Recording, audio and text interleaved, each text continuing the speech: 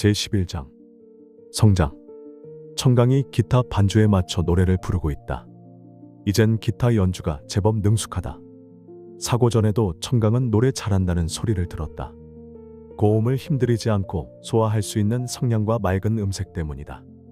우연한 기회에 청강의 노래를 듣게 된 사람들은 감탄사를 연발하며 놀라워하곤 했다. 키만 크지 뼈도 가늘고 살집도 없는데 어디서 그런 목소리가 나오는지 모르겠다며 의아해할 정도였다. 그러나 청강은 노래를 즐겨 부르지 않았다. 어쩌다 기회가 되면 마지못해 노래하는 것이 고작이었다. 하지만 기타를 배우러 다니고부터는 하루도 빠지지 않고 노래를 부른다. 기타 연습을 하는 건지 노래 연습을 하는 건지 분간이 안 갈 정도다. 오늘은 예전의 그 애절한 목소리에다 어찌 보면 좀 넘친다 싶은 감성까지 더해진 목소리다. 서재에 있던 월이는 청강의 목소리를 쫓아 거실로 나온다. 거실은 텅 비어 있다. 혜주는 아직 학교에서 돌아올 시간이 되지 않았다. 장모는 아침 일찍 동네 노인들과 함께 관광여행을 가셨다. 면과 면내 기업의 지원을 받아 5월 초면 가곤 하던 효도 관광인 셈인데 이번엔 무슨 사정이 있어 6월로 미뤄졌다. 서울 사람인 장모는 관광여행을 따라갈 수 있는 자격이 안 된다. 하지만 동네 할머니들이 함께 가자며 성화를 하기도 하고 장모 역시 사람들과 어울려 노는 걸 좋아해서 싫다 소리 안 하고 따라 나섰다. 월이는 소풍의 주인인 청강의 이름으로 금일봉을 쾌척했다. 이장에 은근한 압력이 없었더라도 장모까지 따라가는데 모른 척할 수 없는 입장이었다. 청강의 방문은 닫혀 있다. 노랫소리는 청강의 방이 아니라 2층에서 나는 것 같다. 겨울엔 거의 출입을 하지 않던 2층인데 봄 어느 날부터 청강이 올라가서 혼자 지내곤 한다. 불쑥불쑥 청강의 방문을 열고 들어가서 잔소리를 해대는 어머니를 피해서 달아난 것이다. 장모도 그 정도 눈치는 있지만 2층까지 올라가서 잔소리하고 싶지 않은지 모른 척이다. 가끔 혜주가 청강의 부름을 받고 올라가긴 하지만 2층은 자연스럽게 청강만의 공간이 되었다. 다행인 것은 2층을 혼자 쓰다시피 하면서부터는 집을 나간다고 방을 얻어 달라며 무작정 조르던 청강의 고집이 누그러들었다. 월이는 2층 층계참에 서서 청강의 노래를 듣는다. 청강이 새로 연습을 시작한 곡은 김현식의 사랑했어요 이다. 청강은 능숙하게 아르페지오로 연주하며 노래를 부른다. 하지만 문득문득 목매어 멈춘다. 낯선 청강의 모습이다. 겨우 진정이 된 청강은 기타줄을 튕기며 마음을 진정시킨 뒤에 다시 노래를 시작한다. 그렇지만 곧 목이 메어 노래를 멈춘다. 그리고 감기 걸린 사람처럼 코를 훌쩍인다. 감정의 과잉이다. 얼마나 지났을까? 이번엔 김광석의 너무 아픈 사랑은 사랑이 아니었음을 부른다. 경쾌한 듯 서럽다. 달라진 청강의 노래다. 노래를 끝낸 청강은 감정이 가라앉기를 기다리며 한참 동안 고요히 앉아있다. 무슨 애틋한 생각에 잠긴 건지 가끔 깊은 한숨을 내뱉기도 한다. 월인에게도 상실 너머로 피어오르는 청강의 번민 같은 것이 느껴진다. 가슴 속엔 그리움이 가득한데 그가 누군지 몰라서 서럽고 아픈 것이라고 월인은 짐작한다. 청강은 자리를 고쳐 앉아 아르페지오로 너의 침무게를 친다. 노래를 끝낸 청강은 다시 로망스를 연습한다. 앞부분에서는 제법 능숙하지만 중간쯤엔 소리가 잘 나지 않는다. 청강은 지금껏 배운 것들을 차례로 연주한다. 에델바이스, 긴머리 소녀, 등대지기, 엄마야 누나야, 얼굴, 참새와 허수아비 등 이제 청강이 능숙하게 치는 곡은 제법 많다. 어디야? 청강의 목소리가 들려온다. 층계참에 걸터앉아 청강의 노래를 듣고 있던 월이는 고개를 빼고 2층을 올려다본다. 내가 노래 불러줄게. 들어봐. 청강이 스마트폰을 들어 누군가와 통화를 하고 있다. 어쩐지 청강의 목소리가 들떠있다. 월이는 고개를 숙인 채 청강의 목소리에 귀를 기울인다. 이렇게 당신을 사랑하게 될 줄은 난 정말 몰랐어요. 당신을 사랑해요. 지나간 시간이 너무나 아쉬워요. 기타를 내려놓고 스마트폰으로 흘려보내는 애끓는 청강의 목소리가 월인을 전율케 한다. 빨리 와, 바보야. 보고 싶단 말이야. 청강은 노래를 다 부르고 나서 장난스럽게 소리친다. 그러나 어찌 보면 어리광을 부리는 것도 같다. 월이는 천천히 계단을 내려온다. 다리에 힘이 빠지고 허방을 딛는 것처럼 아득하다. 월이는 서재에 들어가 망연자실 창밖을 내다본다. 유리 파편 같은 햇살이 눈에 들어와 박힌다. 청강은 월인에게 사랑을 고백할 때도 그랬다. 전화로 바로 그 노래를 불렀다. 이렇게 당신을 사랑하게 될 줄은 난 정말 몰랐어요. 그리고 노래 끝에 빨리 와 바보야 보고 싶단 말이야 했던 것도 같다. 당시 월이는 지방으로 출장 중이었다. 이틀째 되는 날까지는 청강에게서 전화가 없었다. 법무법인의 대표이사를 수행 중이었기 때문에 월인도 전화하기가 곤란했다. 마침 청강에게서 전화가 왔을 때도 대표이사가 옆에 있었다. 월이는 양해를 구하고 전화를 받았다. 그리고 청강의 노래가 끝날 때까지 전화기를 귀에 대고 들었다. 그날 월이는 벅찬 마음으로 양방향 사랑이 시작되었다는 것을 확신했던 것으로 기억한다. 아저씨, 차 좀 빌려주세요. 2층에서 내려온 청강이 서재를 향해 소리친다.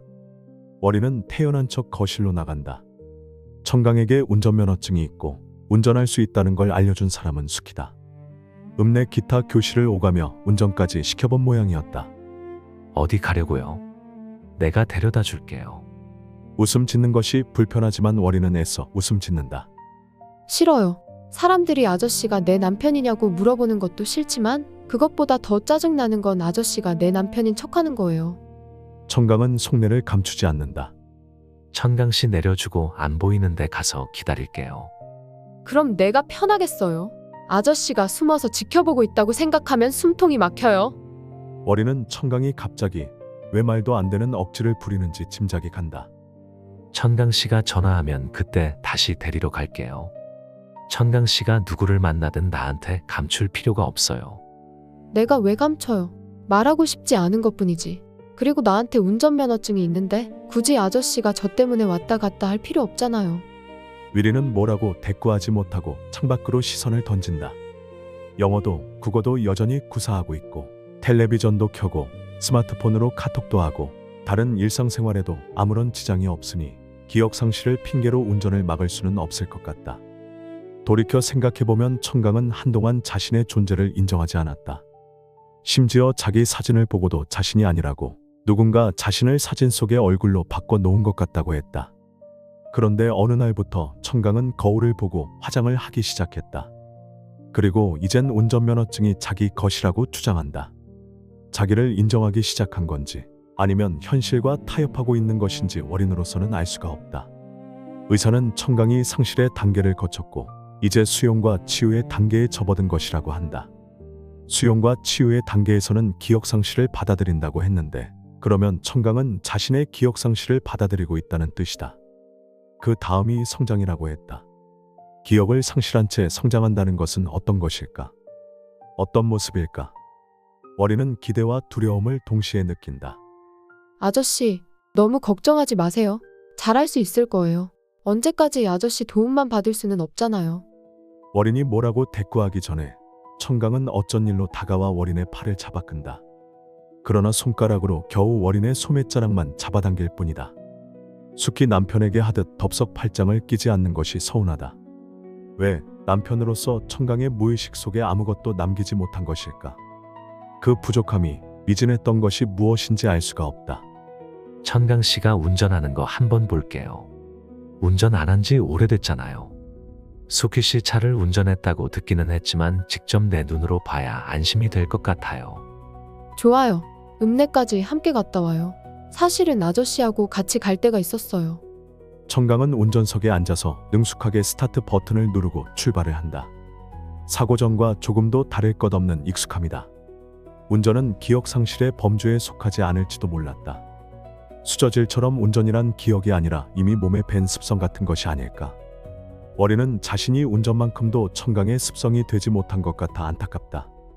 마을을 빠져나온 청강은 익숙하게 우회전 깜빡이를 켜고 호반로로 진입해서 문의 읍내를 향해 달린다. 운전 도중에 그녀가 스마트폰으로 어디론가 전화를 한다. 그런 동작도 사고 이전과 다를 바가 없다. 스마트폰 역시 기억이 아니라 오래된 습성인 모양이다.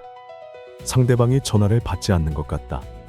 청강은 통화 종료 버튼을 누르고 두 손으로 핸들을 잡는다. 그러나 곧 청강의 스마트폰에서 수신음이 울린다. 청강은 기다렸다는 듯이 스마트폰을 집어들고 귀로 가져간다. 아주머니, 지난번에 집 보고 왔던 사람이에요. 지금 집 보러 가려고요. 청강은 월인을 힐끔 쳐다본다. 그제야 월인은 청강이 분가를 포기한 것이 아니라 혼자서 나름대로 알아보고 있었다는 걸 깨닫는다. 금방 도착할 거예요. 청강은 전화를 끊고 말없이 앞만 바라보고 운전을 한다. 그러다 커브 길에서는 긴장을 과장하며 장난스럽게 웃는다. 난 내가 살던 집과 가족만 기억하지 못하나 봐. 내가 기억하지 못하는 건 그것뿐이야. 그 외엔 다 기억해. 세상 전부다. 하지만 너무너무 궁금해. 내 기억 속에서 지워진 사람들은 누구일지, 어떻게 생겼을지, 그리운 그 사람들은 어디에 살고 있을지, 어떤 집에서 살고 있을지. 언제나 나는 그게 궁금해. 때론 눈물이 날 정도로 궁금해. 청강은 혼잣말로 중얼거린다. 장난처럼 들리기도 하고 신이 난 듯 보이기도 한다. 월이는 청강이 기억상실이 아니라 다른 사람으로 바뀌거나 다른 인격체로 바뀐 것 같은 기분이 든다. 배신감마저 드는 건 어쩔 수 없다. 저한테 큰 돈이 필요해요. 읍내에 다 와서야 청강은 월인을 힐끔 쳐다본다. 혼자서 집을 알아봤어요? 그럼요. 혼자 알아보지 그럼 누구랑 알아봐요. 딱 잡아떼는 청강이다. 월이는 그걸 느낀다. 청강이 거짓말하고 있다는 걸. 이건 비밀인데 아무한테도 말하면 안 돼요. 하지만 이내 털어놓을 기세다. 그럴 땐 어리석고 들뜬 어린아이 같다. 알았어요. 아저씨는 약속을 잘 지키니까 말할게요. 사실 처음엔 수키 씨 도움을 좀 받았어요. 하지만 지금 가는 집은 제가 현수막에 적힌 전화번호로 알아본 거예요. 그래서 그 집에 가봤어요? 혼자 집 보러 다니면 위험에 빠질 수 있어요. 집 보러 갈 땐 누구하고든 함께 가야 해요. 혼자 가지 않았어요. 현수 씨하고 같이 갔어요. 수키 씨가 보여준 집은 마음에 드는 게 하나도 없었거든요. 비좁고 더러웠어요. 지금 보러 가는 집은 마음에 드는군요. 월이는 현수라는 사람, 혹은 그녀에 대한 궁금증을 드러내지 않기로 한다. 그런데 큰 돈이 필요해요. 월이는 고개를 끄덕인다. 청강이 차를 몰아 월인을 데려간 곳은 얼마 전까지 분양 및 임대라는 현수막이 펄럭이고 있던 6층짜리 신축 빌라다. 해주가 다니는 초등학교 바로 옆이고 소풍에서 그다지 멀지 않은 곳이다. 월이는 소풍에서 가깝고 읍내를 벗어나지 않았다는 것이 그나마 마음이 놓인다. 청강은 엘리베이터 앞에서 5층 단추를 누른다. 현관문을 열어놓고 기다리고 있던 40대 중반의 아주머니가 청강을 보고 반갑게 인사한다. 하지만 월인을 대하는 낯빛은 어쩐지 어색하고 주저하는 기색이 엿보인다. 청강과 함께 집을 보러 왔다 간 사람 때문이라는 것을 월인은 직감한다. 베란다를 확장해서 거실이 넓은 편이다. 방도 3개다. 수키가 청강에게 보여준 집은 아마 원룸이나 단칸방이었을 거라는 짐작이 든다. 원룸이나 단칸방이 눈에 차지 않는 걸 보면 집에 대한 청강의 취향은 달라지지 않은 것 같다. 청강은 본래 넓은 집을 좋아했다. 특히 거실이 넓은 집을 보면 살고 싶어 했다. 지금 살고 있는 전원주택도 시골에선 드물게 넓은 집이어서 특히 거실이 넓어서 청강이 선뜻 마음을 정할 수 있었던 것이다. 거실 창에 다가서니까 대청호수가 한눈에 내려다 보인다. 녹조 낀 수면은 무슨 늪지대 같기도 하다. 악취가 풍길 것 같은 풍경이다. 그렇지만 월이는 체념한 듯 고개를 끄덕인다. 당국에서 노력 중이니까 녹조는 곧 제거될 것이다. 녹조만 빼면 호수가 훤히 내려다 보이는 그럭저럭 괜찮은 풍경이다. 청강을 보낼 마음은 조금도 없는데 월이는 그런 생각을 하게 된다. 거실 마루는 제가 원목으로 새로 깔았어요. 집주인 여자는 월인에게 집자랑을 시작한다. 월인에게 결정권이 있다고 판단한 것 같다. 도배도 실크 벽지로 새로 했고요. 싱크대도 제가 새로 놓은 거고 수도꼭지도 절수형으로 바꿨어요. 욕실 샤워기도 마찬가지고요. 전에도 아가씨한테 말씀드렸지만 저희는 될 수 있으면 팔고 싶어요. 하지만 뭐 전세도 괜찮아요. 아주머니가 갑자기 서울로 갈 일이 생겨서 싸게 내놓은 거예요. 청강은 다 안다는 듯 거든다. 저도 가고 싶지는 않지만 석연차는 아주머니의 변명이다. 내일이라도 결정해서 연락드릴게요. 주방과 안방, 욕실을 차례로 둘러보고 나오는데 청강이 여자에게 약속을 한다. 월인도 고개를 끄덕여 수긍의 뜻을 나타낸다. 네네 그러세요.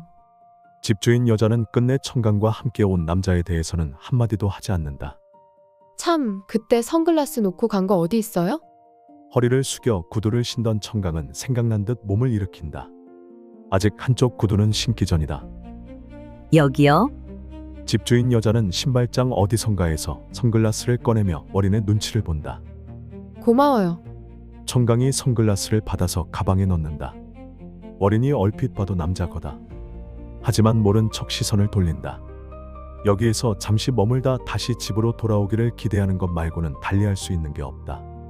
여기 머무는 동안 청강의 기억이 돌아와 주면 더 바랄 것이 없겠다.